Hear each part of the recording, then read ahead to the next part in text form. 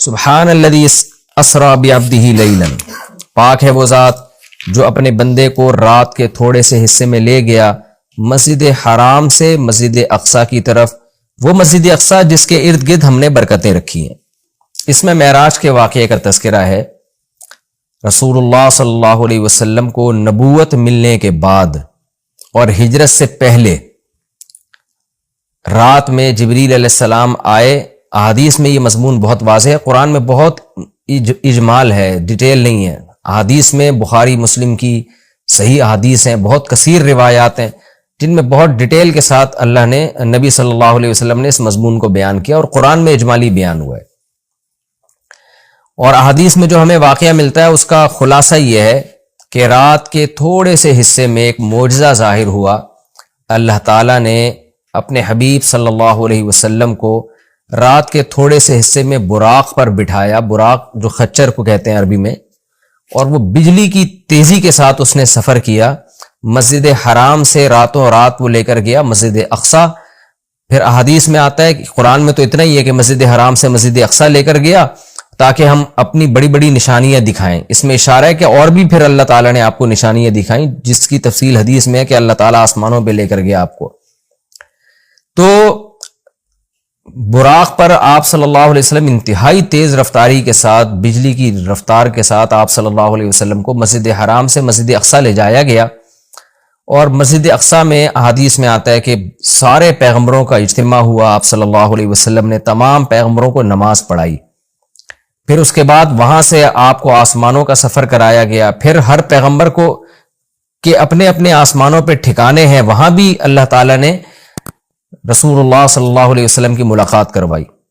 حدیث میں آتا ہے آپ صلی اللہ علیہ وسلم موسیٰ علیہ السلام سے ملے، اور آپ نے موسیٰ علیہ السلام کا حلیہ بیان کیا۔ آپ صلی اللہ علیہ وسلم یوسف علیہ السلام سے ملے، اور آپ نے فرمایا کہ میں جب ملا تو میں نے دیکھا کہ آدھی دنیا کا، یعنی اس دنیا میں جتنا حسن ہے اکیلا آدھا اللہ نے یوسف علیہ السلام کو دیا ہے۔ ابراہیم علیہ السلام سے ملاقات ہوئی، پھر سدرۃ المنتہا تک آپ کو لے جایا گیا، جیسے کہ سورہ نجم میں ہے وَلَقَدْ رَآهُ مَرَّةً أُخْرَىٰ کہ اللہ نے ہمارے نبی صلی اللہ علیہ وسلم نے، محمد صلی اللہ علیہ وسلم نے جبریل کو بھی دیکھا ہے۔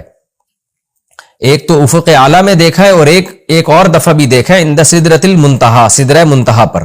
سدرہ عربی میں بیری کے درخت کو کہتے ہیں، منتہا کا معنی کنارہ، یعنی بالکل گویا کہ کائنات کے آخری کنارے پر ایک بیری کا درخت ہے۔ اس کی کیفیت کیا ہے، اسی طرح کا ہے، کچھ اور ہے، وہ اللہ ہی بہتر جانتا ہے۔ ظاہر ہے یہ والی کیفیت تو نہیں ہے اس کی، حدیث میں دوسری کیفیت اس کی منقول ہے، تو وہ اللہ ہی کو اس کا علم ہے کہ وہ کس طرح کا درخت ہے۔ اس کو بیری سے تعبیر کیا گیا، اس کی وجہ کیا ہے، یہ ساری باتیں غیب کا علم ہے جن کو اللہ کے سوا اس کی پوری حقیقت کوئی نہیں جانتا۔ ہمیں جتنا بتایا گیا ہے ہم اس پر ایمان رکھتے ہیں۔ تو حدیث میں آتا ہے کہ سدرۃ المنتہا ہے جہاں اس کے بعد اس سے آگے کوئی نہیں جا سکتا۔ تو اللہ کے نبی صلی اللہ علیہ وسلم کو وہاں لے جایا گیا، اور وہاں بھی آپ نے جبریل علیہ السلام کو دیکھا۔ تو اس کا تذکرہ بنی اسرائیل میں نہیں ہے بلکہ سورہ نجم میں ہے۔ تو وہ زیادہ مفسرین اسی طرف گئے ہیں کہ معراج ہی کی رات یہ واقعہ ہوا ہے۔ تو اس میں بھی اشارہ ہے کہ اللہ کے نبی صلی اللہ علیہ وسلم کو 7ویں آسمان تک لے جایا گیا۔ تو یہ سارا واقعہ ہوا اور رات کے تھوڑے سے حصے میں، اور پھر اللہ تعالیٰ رسول اللہ صلی اللہ علیہ وسلم کو دوبارہ واپس لے آئے، اور آپ صلی اللہ علیہ وسلم نے پھر جب مشرکین میں دعویٰ کیا کہ مجھے راتوں رات اس کائنات کی سیر کرائی گئی ہے، میں نے مسجد اقصی دیکھی، تو مشرکین نے مذاق اڑانا شروع کر دیا۔ مشہور واقعہ ابو جہل حضرت ابو بکر کے پاس آیا اور کہنے لگا کہ تمہارے ساتھی محمد صلی اللہ علیہ وسلم کا تمہیں پتہ ہے کہ انہوں نے کیا دعویٰ کیا ہے؟ ابو جہل کا خیال تھا کہ جب میں یہ واقعہ حضرت ابو بکر کو بتاؤں گا تو ابو بکر معاذ اللہ انکار کر بیٹھیں گے اور بولیں گے واقعی بھئی یہ تو محمد صلی اللہ علیہ وسلم نے معاذ اللہ جھوٹ کہا ہے اور آپ اللہ کے نبی نہیں ہیں۔ تو ابو جہل خوشی خوشی گیا اور کہا کہ تمہارے ساتھی نے کیا کہا ہے؟ تو حضرت ابو بکر نے فرمایا کہ کیا واقعی محمد صلی اللہ علیہ وسلم نے یہ دعویٰ کیا ہے؟ ابو جہل خوش ہو کے کہنے لگا ہاں بالکل دعویٰ کیا ہے۔ تو حضرت ابو بکر نے کہا کہ پھر بالکل صحیح کہا ہوگا، پھر واقعی ایسا ہوا ہوگا ان کے ساتھ، کیونکہ محمد صلی اللہ علیہ وسلم جھوٹ نہیں بولتے۔ تو جب آپ نے یہ دعویٰ کیا کہ ایسا میرے ساتھ ہوا ہے تو مشرکین مذاق اڑانے لگے، اور پھر آپ صلی اللہ علیہ وسلم سے بیت المقدس کے بارے میں پوچھنے لگے کہ اچھا آپ اس کا نقشہ بتائیں کیسا ہے، راستے میں جو ہے کون کون سے قافلے ہیں جو جا رہے ہیں۔ حالانکہ دیکھیں جب کوئی اتنی تیز رفتاری سے سفر کرتا ہے تو وہ راستوں کے قافلوں کا نہیں بتا سکتا کہ راستے میں کس کس سے ملاقات ہوئی. اور ایک دفعہ کسی عمارت کی جب زیارت ہوتی ہے تو پورا نقشہ بھی ذہن میں نہیں رہتا. تو حدیث میں آتا ہے کہ جب مشرکین نے نبی صلی اللہ علیہ وسلم سے یہ باتیں پوچھی ہیں نا تو اللہ تعالیٰ نے پوری مسجد اقصی آپ صلی اللہ علیہ وسلم کے سامنے رکھ دی, یعنی آپ کی نظروں کے سامنے رکھ دی, اور ان قافلوں کا بھی بتا دیا. تو نبی صلی اللہ علیہ وسلم ایک ایک کی خبر دیتے رہے, اور جب وہ قافلے واپس لوٹے ہیں تو جیسے جیسے نبی نے بتایا تھا اسی طرح انہوں نے خبر دی مشرکین کو, اور مشرکین حیران ہو گئے کہ نبی صلی اللہ علیہ وسلم نے کیسے وہ پورا نقشہ بتا دیا, حالانکہ آپ صلی اللہ علیہ وسلم کبھی مسجد اقصی گئے نہیں ہیں, لیکن عرب کے سفر ہوتے تھے تو وہ وہی اسی طرح بیان کیا جس طرح سے مسجد اقصی تھی. تو یہ ایک معجزہ اللہ نے ظاہر کرنا تھا. اس میں بہت ساری حکمتیں تھیں اور اس میں بہت سارے مضامین ہیں. سب سے پہلا سوال اس میں عام طور پر کیا جاتا ہے کہ اللہ کے حبیب صلی اللہ علیہ وسلم نے اللہ کی زیارت معراج کی رات کی یا نہیں کی. اس بارے میں دونوں طرف روایات ہیں, کوئی مضبوط بات ہمیں اس بارے میں ملتی نہیں ہے کہ زیارت ہوئی ہے. جن احادیث میں آتا ہے کہ زیارت کی وہ قابل تعویل ہیں, اور بعض روایتوں میں صراحتاً نفی ہے. اس لیے اس بارے میں کوئی بھی شخص کوئی بھی نظریہ رکھ لے تو رکھ سکتا ہے. میرا اپنا رجحان یہ ہے کہ کسی مضبوط دلیل سے یہ ثابت ہوتا نہیں ہے کہ ہمارے حبیب صلی اللہ علیہ وسلم نے اس رات میں واقعی اللہ کی زیارت کی ہے. کوئی مضبوط روایت نہیں ہے, اور جو نفی کی روایتیں وہ زیادہ مضبوط ہیں, واللہ عالم. دوسرا یہ کہ اس میں حکمت کیا تھی, تو پہلی حکمت تو یہی تھی کہ نبی کا ایک معجزہ ظاہر کرنا تاکہ عربوں کو آپ کی نبوت پہ یقین آئے معجزات کے ذریعے.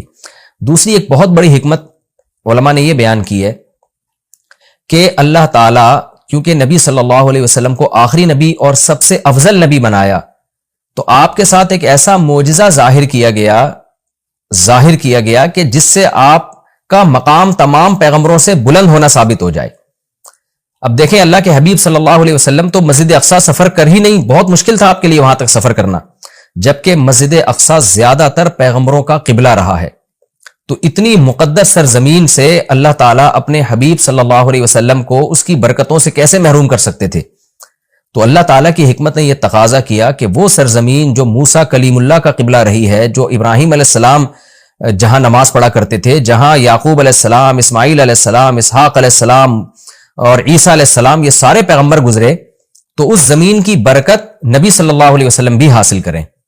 ایک تو یہ, اور دوسرا اس زمین کو پیغمبر کی برکت بھی ملے, یعنی اس زمین کی فضیلت میں اور اضافہ ہو کہ اتنے سارے پیغمبر یہاں آئے ہیں, تو یہ کیسے ہو سکتا ہے کہ محمد صلی اللہ علیہ وسلم کے قدم یہاں نہ ہو, تاکہ اس بیت المقدس کی فضیلت اور زیادہ بڑھ جائے. یہ نہ کہا جا سکے کہ یہ جگہ تمام پیغمبر تو آئے مگر محمد صلی اللہ علیہ وسلم نہیں آئے. تو اللہ نے اس جگہ کو بھی مزید برکتیں دیں اور محمد صلی اللہ علیہ وسلم کی برکتوں میں بھی اللہ نے اضافہ کیا تاکہ آپ کی فضیلت ثابت ہو جائے. دوسرا یہ کہ وہاں جا کے تمام پیغمبروں کی امامت کروائی گئی ہے, اس سے بھی پیغمبر صلی اللہ علیہ وسلم کی فضیلت کو ثابت کرنا مقصد تھا کہ کیونکہ امام سب سے افضل کو بنایا جاتا ہے. تو آدم علیہ السلام سے لے کر حضرت عیسیٰ روح اللہ تک تمام پیغمبروں کو نبی کی قیادت میں نماز پڑھوائی گئی, نبی کی امامت میں, تاکہ پریکٹیکلی پیغمبر صلی اللہ علیہ وسلم کی امامت ثابت ہو. اور یہ بات, یہ مضمون بتا دیا جائے کہ محمد صلی اللہ علیہ وسلم کے دنیا میں آنے کے بعد اب امامت یہ پیغمبر صلی اللہ علیہ وسلم کا حق ہے.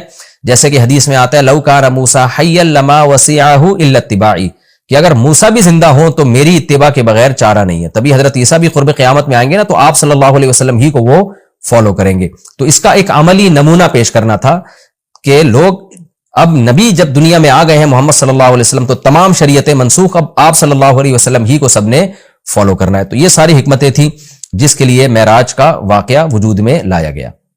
الذی بارکنا حولہ, تو اس آیت سے تو یہ پتہ چلتا ہے نا کہ اللہ تعالیٰ اپنے حبیب صلی اللہ علیہ وسلم کو مسجد اقصی تک لے کر گئے, اور حکمت کیا تھی وہ میں نے بتا دیا آپ کو. لیکن اس کے کچھ فقہی احکام بھی ہیں, ان کا سمجھنا بھی ضروری ہے. قرآن کی جو نص ہے نا بالکل واضح آیت, اس میں تو اللہ تعالیٰ نے مسجد حرام سے مسجد اقصی تک کے سفر کا تذکرہ کیا ہے, اور صاف طور پر اللہ کیا کہتے ہیں, اسرا بعبدہ, وہ ذات جو اپنے بندے کو لے کر گئی. یہ بات خوب اچھی طرح سمجھ لیں کہ بعض حضرات اس بات کے شروع میں قائل رہے ہیں, بہت تھوڑی سی جماعت ہے, کہ معراج جو ہے یہ خواب میں ہوئی ہے, لیکن پھر امت کا اس پر اجماع ہو گیا دلائل کی روح سے کہ معراج خواب میں نہیں ہے بلکہ جسمانی ہے. لہذا پوری امت کا تمام فقہا محدثین کا اس پر اجماع ہوا کہ یہ خواب میں نہیں ہوا بلکہ یہ جسمانی یعنی آپ کو جسد اطہر کے ساتھ لے جایا گیا ہے. اور اس کی دلیل قرآن کی آیت ہے کہ سبحان الذی اسرا. ایک تو سبحان اللہ عربی میں تعجب کے موقع پہ کہا جاتا ہے, تو تعجب ظاہر ہے جبھی ہوگا نا جب جاگتی حالت میں ہو. اگر خواب کی حالت میں ہے تو پھر تو یہ تعجب کی بات نہیں, خواب میں تو کچھ بھی آ سکتا ہے انسان کو. دوسرا یہ کہ اللہ نے یہاں یہ فرمایا بعبدہ, اپنے بندے کو لے کر گیا. تو عبد کا جو اطلاق ہے نا بندے کا, وہ صرف روح پر نہیں ہوتا, وہ جسم اور روح دونوں پر ہوتا ہے. جب ہم کہتے ہیں میں فلاں کو فلاں جگہ لے کر گیا, تو اس سے یہی سمجھ میں آتا ہے کہ اس کو جسم کے ساتھ لے کر گیا میں. تو اس لیے قرآن میں یہ بھی اشارہ ملتا ہے کہ معراج جو ہے وہ جسم کے ساتھ ہوئی ہے.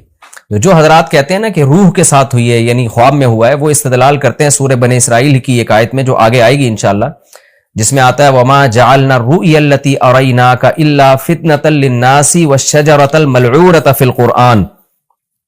یہ سورہ بنی اسرائیل میں اسی صورت میں آگے یہ آیت آ رہی ہے, میں اس کا نمبر بھی آپ کو بتا دیتا ہوں. یہ آیت نمبر 60 ہے اسی سورہ بنی اسرائیل کی. وما جعلنا الرؤيا التي اريناك, رؤیا جو ہے نا قرآن میں خواب پر بھی اس کا اطلاق کیا گیا ہے, جیسے کہ سورہ یوسف میں آتا ہے کہ لا تقصص رؤیاک علی اخوتک. رؤیا, اے میرے بیٹے اے یوسف تو اپنے خواب لوگوں کے اپنے بھائیوں کے سامنے بیان نہ کرنا. تو رؤیا کا اطلاق چونکہ خواب پر بھی ہوتا ہے, لہذا بعض لوگوں نے یہ کہا کہ قرآن کہہ رہا ہے وما جعلنا الرؤيا التي اريناك, اے نبی جو رؤیا ہم نے آپ کو دکھایا وہ ہم نے لوگوں کی آزمائش کے لیے دکھایا ہے. تو اس سے بعض لوگوں نے استدلال کیا ہے اس زمانے کے اسکالرز نے کہ دیکھیں قرآن تو رؤیا کہہ رہا ہے, رؤیا تو خواب کو کہتے ہیں, تو اس سے پتہ چلتا ہے کہ جو معراج تھا, معراج کا واقعہ ہوا یہ خواب میں ہوا ہے, یہ جاگتی حالت میں نہیں ہوا. لیکن خوب سمجھ لیں عربی میں جو رؤیا کا لفظ ہے یہ منظر کے معنی میں استعمال ہوتا ہے. منظر, سین جسے انگلش میں کہتے ہیں سین, رؤیا کا رؤیت سے نکلا ہے دیکھنا, وہ چیز جو دیکھی جائے. تو خواب بھی چونکہ ایک سین ہوتا ہے, منظر ہوتا ہے, اس لیے اس کو رؤیا کہا جاتا ہے. یہ مطلب نہیں ہے کہ ہمیشہ رؤیا کا اطلاق خواب پر ہی ہوگا. اور اس کی دلیل اسی آیت میں موجود ہے. قرآن کیا کہہ رہا ہے, ہم نے جو آپ کو منظر دکھایا وہ اس لیے دکھایا تاکہ لوگوں کی آزمائش کا ذریعہ بنے. آزمائش جب ہی ہوگی نا جب کچھ اس کو مانیں گے, جب کچھ انکار کریں گے. اگر یہ خواب ہوتا تو پھر آزمائش تھوڑی ہوتی, پھر تو مشرکین بھی کہہ لیتے بھائی خواب تو کچھ بھی آ سکتا ہے. اور آگے قرآن کیا کہہ رہا ہے وَالشَّجَرَةَ الْمَلْعُونَةَ فِي الْقُرْآنِ, اسی طرح وہ درخت جو ملعون درخت ہے جس کو شجرہ زقوم کہا گیا ہے, وہ بھی ہم نے ایک لوگوں کے لیے آزمائش بنایا ہے. کیونکہ جب مشرکین مکہ کو بتایا گیا کہ کڑوا درخت ہے جہنم میں, تو فوراً انہوں نے کہا کہ درخت تو آگ میں اگ ہی نہیں سکتا, یہ تو پاسبل ہی نہیں ہے. تو اللہ نے اس کا جواب دیا کہ وہ جہنم کی جڑ, اس کی جو جڑ ہے وہ جہنم کی تہ میں ہے. اور پھر اللہ نے بتایا کہ ہم نے وہ درخت اس لیے پیدا کیا ہے تاکہ یہ جو لوگ ہیں, جو مادہ پرست لوگ ہیں, یہ خدا کی قدرت کا انکار کریں, اور یہ انکار کریں کہ کہیں کہ درخت آگ میں نہیں پیدا ہو سکتا, جبکہ اللہ تو سب کچھ کر سکتا ہے. تو اب دیکھیں قرآن کیا کہہ رہا ہے کہ ہم نے جو ملعون درخت ہے وہ بھی لوگوں کے لیے فتنہ بنایا. کیا مطلب, اسباب کی دنیا میں وہ بھی پاسبل نہیں ہے کہ ایسا ہو, تبھی تو فتنہ ہے, تبھی تو آزمائش ہے. ایمان والے اس درخت کے وجود کے قائل ہوں گے, اور احمق اور بے وقوف جو خدا کی قدرت کا انکار کرتے ہیں وہ انہیں اس کی کوئی سائنسی لاجک سمجھ میں نہیں آئے گی تو وہ انکار کر دیں گے. تو اب قرآن نے معراج کے واقعے کو اور جو زقوم کا درخت ہے, آیت نمبر 60 سورہ بنی اسرائیل کی آیت نمبر 60, جی ہاں, اس صورت میں ایک ہی مقام پہ بیان کیا ہے. تو کیا مطلب, دونوں کا وقوع اس کی کوئی لاجک بنتی نہیں ہے, دونوں سیم ہیں. یعنی معراج کا واقعہ اور جہنم میں درخت کا پیدا ہونا یہ دونوں عقل سے بالاتر چیزیں ہیں. لہذا جو خدائی قدرت کے قائل ہیں وہ اس کا اقرار کریں گے, جو خدائی قدرت کے قائل نہیں ہیں وہ ان دونوں واقعات کا انکار کر دیں گے. تو اس سے بھی پتہ چلتا ہے کہ معراج جسم کے ساتھ ہوئی ہے, کیونکہ اگر اس کو خواب میں مان لیا جائے تو پھر یہ اس کی کوئی سائنسی دلیل دینے کی ہمیں ضرورت نہیں رہتی, کیونکہ خواب میں انسان کچھ بھی کر سکتا ہے, سب کچھ ہو سکتا ہے خواب میں اس کے ساتھ. تو یہ واضح قرائن ہے اس بات کے کہ خواب یہ جو معراج ہوئی ہے رسول اللہ صلی اللہ علیہ وسلم کو, یہ جسد اطہر کے ساتھ ہوئی ہے. یہ صرف روح کو آسمان میں نہیں لے جایا گیا, اور صرف جو ہے خواب میں یہ کام نہیں ہوا, بلکہ جسد اطہر کے ساتھ یہ کام ہوا ہے. اور حضرت عائشہ رضی اللہ تعالی عنہ سے ایک روایت ہے جس میں آتا ہے کہ رسول اللہ صلی اللہ علیہ وسلم کا جسد اطہر ما فقیدہ, اس طرح کی الفاظ ہے, صحیح حدیث ہے کہ وہ گم نہیں پایا گیا. تو بعض لوگوں نے اس سے استدلال کیا کہ امی عائشہ کو یہ دعویٰ کر رہی ہے کہ نبی صلی اللہ علیہ وسلم کا جسد وہ گم نہیں پایا گیا, لہذا جسد وہیں تھا اور روح کو معراج ہوئی ہے. تو یہ خوب سمجھ لیں حضرت عائشہ کے کلام کا یہ مفہوم نہیں ہے. حضرت عائشہ کے کلام کا وہی مفہوم لیا جائے گا نا دیگر احادیث سے ثابت ہوتا ہے. تو مطلب یہ ہے کہ اتنی تھوڑی دیر کے لیے وہ جسم بستر سے غائب ہوا ہے کہ گم نہیں پایا گیا, یعنی کسی نے آپ کو تلاش کرنے کی کوشش نہیں کی, ورنہ اتنا بڑا واقعہ ہو کہ آپ مسجد اقصی میں جا رہے ہیں اور ساتوں آسمانوں کی آپ کو سیر کرائی جا رہی ہے تو اشکال ہوتا ہے نا کہ پھر تو جسم آپ کا غائب ہونا چاہیے تھا. لوگ تلاش کرتے کہ بھئی رسول اللہ صلی اللہ علیہ وسلم تو یہاں تھے, اب گئے کہاں اتنے ٹائم کے لیے. تو اتنا تھوڑے عرصے میں یہ آنن فانن بجلی کی رفتار کے ساتھ ہوا ہے کہ رسول اللہ صلی اللہ علیہ وسلم کو تلاش کرنے کی کوشش نہیں کی گئی. ایک سیکنڈ کے بھی ہو سکتا ہے ہزارویں حصے کے اندر یہ کام ہوا. اب رہا یہ مسئلہ کہ یہ کام سیکنڈ کے ہزارویں حصے میں ہو کیسے گیا. جب اتنے واقعات ہوئے, مسجد اقصی میں آپ گئے, اتنا لمبا سفر, پھر وہاں اپنے پیغمبروں کو نماز پڑھائی, پھر وہاں سے آپ کو آسمانوں کی سیر کرائی گئی, مختلف آسمانوں پہ دوبارہ سے مختلف پیغمبروں سے ملاقات ہوئی, اور یہ سارا واقعہ ہونے کے بعد دوبارہ براق پہ بجلی کی رفتار کے ساتھ آپ کو لایا گیا, اور پھر آسمان میں آکسیجن کہاں تھی, اور ایک چیز اتنی اسپیڈ کے ساتھ چلے گی وہ تو ہوا میں رگڑ کھا کے جو ہے ہلاک ہو جائے گی, جیسے کہ وہ خچر تھا یا جو براق تھا. تو یہ ساری چیزیں کیسے ممکن ہے؟ تو ان تمام باتوں کا جواب اللہ نے سبحان الذی میں دے دیا کہ سبحان الذی وہ ذات ہر عیب سے پاک ہے جس نے یہ کام کیا. کیا مطلب؟ یہ انسانوں کے لیے ناممکن ہے, اللہ کے لیے ناممکن نہیں ہے, کیونکہ اللہ تعالیٰ عیب سے پاک ہے, اور عاجز ہونا, کسی کام کو نہ کر سکنا, یہ بھی ایک عیب ہے. تو یہ عیب انسانوں میں پایا جاتا ہے, یہ اللہ میں نہیں پایا جاتا. اسی لیے بار بار یہ بات کہی جاتی ہے کہ معجزہ یا کرامت یہ اللہ کی قدرت کی دلیل ہوتی ہے, یہ پیغمبر کی یا انسانوں کی قدرت کی دلیل نہیں ہوتی, یا بزرگوں کی قدرت کی دلیل نہیں ہوتی, یہ اللہ کی قدرت کی دلیل ہے. تو اللہ سب کچھ کر سکتا ہے. اور اس میں ایک علمی نقطہ مفسرین نے بہت زبردست بھی بیان کیا کہ دیکھیں, اللہ نے محمد صلی اللہ علیہ وسلم کے لیے عبد کا لفظ استعمال کیا اور اپنے لیے سبحان اللہ کا لفظ استعمال کیا. یعنی یہ بتا دیا کہ معراج کا واقعہ جو وقوع میں آیا ہے, اس سے محمد صلی اللہ علیہ وسلم کا عبد ہونا اس میں کمی نہیں ہوئی, بلکہ آپ تو اللہ کے غلام ہیں, عبد ہیں. تو یہ آپ کی طاقت اور قدرت کی دلیل نہیں ہے, کیونکہ آپ تو غلام ہیں, عبد ہیں, سارے انسان اللہ کے عبد ہیں. تو یہ اللہ کی قدرت کی دلیل ہے. تو یہ بھی ایک اہم پوائنٹ کی بات ہے کہ اس میں کوئی شرک نہ کرنا شروع کر دے, اور یوں نہ کہے کہ محمد صلی اللہ علیہ وسلم اتنے طاقتور ہیں کہ رات کے تھوڑے سے حصے میں وہ بیت المقدس بھی چلے گئے اور ساتوں آسمانوں کی سیر بھی کر کے آ گئے, تو کوئی محمد صلی اللہ علیہ وسلم کی عبادت نہ شروع کر دے. تو اس لیے اللہ نے بتا دیا کہ بھائی یہ سبحان اللہ, اللہ ہر عیب سے پاک ہے, محمد صلی اللہ علیہ وسلم تو عبد ہے, عبد ہی رہیں گے. اللہ نے آپ کو عبد بنایا, تو عبد کی عبادت نہیں ہوتی, عبادت معبود کی ہوتی ہے. اب میں آگے چلتا ہوں. میں نے مختصر معراج کا واقعہ بیان کیا, باقی معراج کس رات کو ہوئی خوب سمجھ لیں, اس بارے میں کوئی مستند روایت موجود نہیں ہے, یعنی اس کی اسپیسیفک تاریخ کہ کس تاریخ کو یہ واقعہ وجود میں آئے. 27 رجب لوگوں نے خود گڑی ہوئی ہے, اس پر کوئی صحیح حدیث موجود نہیں ہے. تو ہمیں بس اتنا ایمان ہے کہ معراج کا واقعہ ہوا ہے. اچھا, نبی صلی اللہ علیہ وسلم کے مسجد حرام سے مسجد اقصی تک جانے کے عمل کو اسراء کہا جاتا ہے, اور مسجد اقصی سے ساتویں آسمان تک جانے کے عمل کو معراج کہا جاتا ہے. یہ بھی ایک ٹرم خوب اچھی طرح سے آپ سمجھ لیں. تو اسراء کا عمل اور معراج کا عمل. اور علماء نے یہ کہا ہے, یہ مسئلہ بیان کیا ہے کہ جو مسجد اقصی تک جانے کا بھی انکار کرے گا وہ کافر ہو جائے گا, کیونکہ قرآن کی صریح آیت موجود ہے. اور جو آسمانوں پہ جانے کا انکار کرے گا تو اگر وہ کوئی تعویل کر رہا ہے احادیث کی یا خبر واحد ہونے کی وجہ سے, تو وہ گمراہ ہوگا, کافر نہیں ہوگا. لیکن جو ضد اور ہٹ دھرمی میں انکار کر رہا ہے صرف نبی صلی اللہ علیہ وسلم کی بات کو غلط قرار دے کر, تو پھر وہ بھی کافر ہو جائے گا. تو اس لیے معراج کا یعنی مسجد حرام سے مسجد اقصی تک جانے کا تو قرآن میں چونکہ صراحتاً ذکر ہے, اس کا انکار تو بالکل قرآن کا انکار کہلائے گا. اور جو احادیث کا انکار کرتا ہے تو اگر کوئی تعویل کرتا ہے تو گمراہ کہلائے گا, تعویل نہیں کرتا تو پھر وہ بھی کافر کہلائے گا. آگے اللہ فرماتے ہیں الذی بارکنا حولہ, اس مسجد اقصی جس کے ارد گرد ہم نے برکتیں رکھی ہیں. ارد گرد چونکہ سرزمین شام ہے تو اس میں اللہ نے برکتیں رکھی, دنیاوی برکتیں بھی رکھی ہیں اور روحانی برکتیں بھی. روحانی برکتیں یہ ہیں کہ جتنے پیغمبر اس سرزمین میں آئے کسی دوسری زمین میں نہیں آئے, اور جتنے پیغمبروں کی وہاں قبریں ہیں سرزمین شام میں اور بیت المقدس میں, اتنی قبریں پیغمبروں کی کہیں نہیں ہیں, کسی اور جگہ پہ اتنی قبریں نہیں ہیں. اور دنیاوی برکتیں کیا ہیں کہ وہاں کی پیداوار, وہاں کی ہوا وہ بہت صحت کے لیے مفید ہے. انار, وہاں کا زیتون, وہاں کی انجیر, یہ سارے ایسے برکت والے پھل اللہ وہاں پیدا کرتا ہے, اور بہت وافر مقدار میں. میں ترکی کے میں شام کے بارڈر تک گیا ہوں.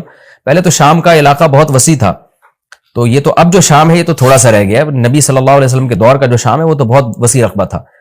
تو وہ ترکی کے بارڈر پہ جب آپ جاتے ہیں اور شام کی سرزمین ملتی ہے تو آپ کو اندازہ ہوتا ہے وہاں کی ہوا میں ایک خاص قسم کی ایک محسوس ہوتا ہے انسان کو اپنی صحت, اور ایک خاص قسم کی خوشبو محسوس ہوتی ہے.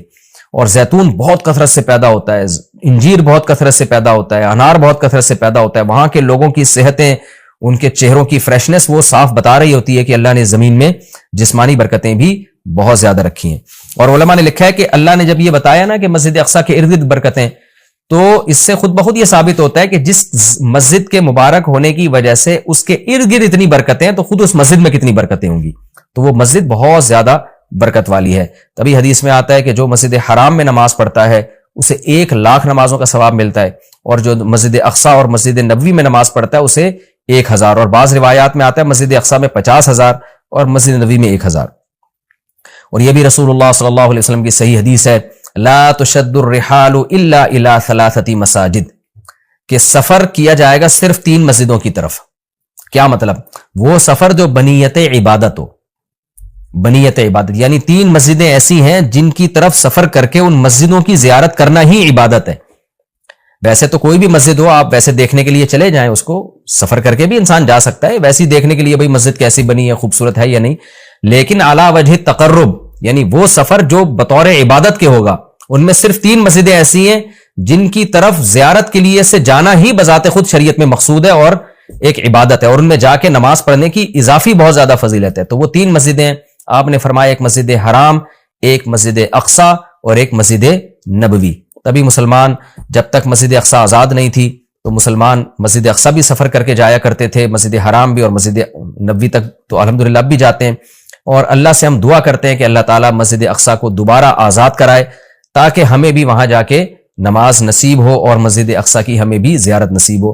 یہ ہر مسلمان کی تمنا ہے، اور بہت سے لوگوں کو اللہ نے یہ توفیق دی ہے، وہاں جاتے ہیں، اور بہت سے لوگ اس زیارت سے محروم ہیں. تو ہم یہ دعا کرتے ہیں کہ اللہ تعالیٰ وہ مبارک مسجد جس کی طرف اللہ اپنے حبیب صلی اللہ علیہ وسلم کو معجزاتی طور پر لے کر گیا، اور خاص طور پر ہمارے حبیب صلی اللہ علیہ وسلم کو وہاں نماز پڑھوائی گئی معجزاتی طور پر، تو اللہ ہمیں بھی اس مقدس سرزمین کی زیارت کی توفیق نصیب فرمائے اور ہمارے لیے آسان فرمائے. آگے اللہ فرماتے ہیں لِنُرِيَهُ مِنْ آیَاتِنَا، ہم نے یہ سفر اس لیے کرایا تاکہ ہم محمد صلی اللہ علیہ وسلم کو اپنی نشانیوں میں سے کچھ نشانیاں دکھائیں. وہ نشانیاں یہی ہیں کہ جو معراج کی رات آپ کو دکھائی گئی، پیغمبروں کی زیارت کروائی گئی، جنت جہنم دکھائی گئی، تو یہ ساری بڑی بڑی نشانیاں تھیں. خود معراج خود ایک بڑی نشانی ہے. إِنَّهُ هُوَ السَّمِيعُ الْبَصِيرُ، اللہ تعالیٰ خوب سننے والا اور دیکھنے والا ہے. یعنی انسان تو محتاج ہے کہ جب تک اسے سنایا نہ جائے وہ سن نہیں سکتا، دکھایا نہ جائے وہ دیکھ نہیں سکتا. تو پیغمبر صلی اللہ علیہ وسلم بھی خود سے نشانیاں نہیں دیکھ سکتے، اللہ نے دکھائی، اللہ نے سنائی. لیکن اللہ وہ ذات ہے جو سمیع بھی ہے اور بصیر بھی، اسے وہ ہر وقت ہر چیز کو دیکھ بھی رہا ہے اور ہر وقت ہر چیز کو سن بھی رہا ہے. آگے اللہ تعالیٰ ارشاد فرماتے ہیں وَآتَيْنَا مُوسَى الْكِتَابَ، یہ پیغمبروں کا سلسلہ نیا نہیں ہے، پرانا ہے. ہم نے محمد صلی اللہ علیہ وسلم کو جیسے کتاب دی ہے اور محمد صلی اللہ علیہ وسلم کو نشانیاں دکھا رہے ہیں، تو آپ سے پہلے موسیٰ علیہ السلام کو بھی ہم کتاب دے چکے ہیں.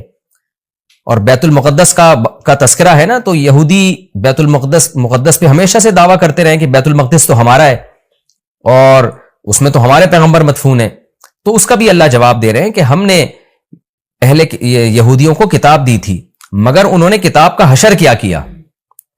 تو آگے پورے رکوع میں اسی کی تفصیل ہے کہ کس طرح انہوں نے خدا کی نافرمانی کی ہے، جس کے نتیجے میں اللہ نے ان سے یہ خلافت چھینی ہے اور بیت المقدس ان سے چھینا گیا ہے. تو اسی کا تذکرہ ہے وَآتَيْنَا مُوسَى الْكِتَابَ، ہم نے موسیٰ کو کتاب دی، وَجَعَلْنَاهُ هُدًى، اور ہم نے ہدایت بنایا تھا اس کتاب کو، لِبَنِي اسرائیل، بنی اسرائیل کے لیے، اللہ تتخذوا من دونی وکیلا، اور ان سے کہا تھا میرے سوا کسی کو کارساز نہ بنانا، اللہ ہی سے دوستی لگانا، اللہ ہی کو اپنا وکیل یعنی کارساز سمجھنا کہ اللہ ہی تمہارے کام بنائے گا بگاڑے گا، لہذا اللہ ہی سے بنا کے رکھنا. وکیل کہتے ہیں جو آپ کے کام بنانے والا ہوتا ہے. تو جب اللہ پہ اعتماد اور توکل کرو گے، اللہ ہی کو کارساز سمجھو گے، تو پھر ظاہر ہے اس کی اطاعت بھی کرو گے نا. مگر یہودیوں نے ایسا نہیں کیا. آگے اللہ خطاب کرتے ہیں ذریۃ من حملنا مع نوح، اے وہ لوگوں جن کو ہم نے نوح کے ساتھ سوار کیا تھا، اے ان کی ذریت. یعنی اللہ تعالی ہم سب سے، پوری انسانیت سے خطاب کر رہے ہیں کہ تم وہ لوگ ہو جن کو ہم نے نوح کے ساتھ کشتی میں سوار کیا تھا، ان کی اولادیں ہو تم. نوح علیہ السلام کے ساتھ کشتی میں بہت سے لوگ سوار ہوئے تھے، ان میں نوح علیہ السلام کے 3 بیٹے بھی تھے، حام، سام اور یافس، جن کا نام بیان کیا جاتا ہے. تو باقی ساری نسل انسانیت کی انہی 3 بیٹوں سے چلی ہے. تو وہ چونکہ کشتی میں نوح علیہ السلام کے ساتھ سوار تھے، اس لیے اللہ نے کہا کہ تم اے انسانوں، تم ان کی نسلیں ہو جن کو نوح علیہ السلام کے ساتھ ہم نے کشتی میں سوار کیا تھا، جو ان کے 3 بیٹے تھے. تو گویا اللہ کا بہت بڑا احسان ہے کہ تمہارے جو باپ دادے تھے نا، نوح علیہ السلام اور ان کے 3 بیٹے، وہ تو شکر گزار بندے تھے جن کے شکر گزاری کی وجہ سے پوری انسانیت کو تباہ کر کے ہم نے چند لوگوں کو کشتی میں سوار کیا تھا، آگے تم انہی کی نسلیں ہو. اگر وہ شکر گزار نہ ہوتے تو تمہیں بھی زندگی اور حیات نہ ملتی. اس لیے آگے فرمایا انہ کان عبدا شکورا، نوح تو اللہ کے شکر گزار بندے تھے، تو تم انہی کی اولاد ہو جن کو ہم نے کشتی میں سوار کیا. تو گویا کشتی میں سوار کرنے والوں پر بھی ہم نے احسان کیا اور تم پر بھی ہم نے احسان کیا، کیونکہ اگر ان کو ہم کشتی میں سوار نہ کرتے اور طوفان میں غرق کر دیتے تو تم بھی پیدا نہ ہوتے. تو اللہ تعالی ہمیں ترغیب دے رہے ہیں کہ تمہارے باپ شکر گزار تھے جن کی وجہ سے ان کو اور ان کے بیٹوں کو میں نے کشتی میں سوار کر کے بچایا، تو انہی کی وجہ سے میں نے تمہیں بھی بچایا. تو اے ان لوگوں کی ذریت، اے ان لوگوں کی نسلوں جن کو میں نے نوح کے ساتھ کشتی میں سوار کیا تھا، نوح شکر گزار آدمی تھے. تو کیا مطلب؟ تم بھی میری ان آیات کو غور سے سنو اور تم بھی شکر گزار بنو.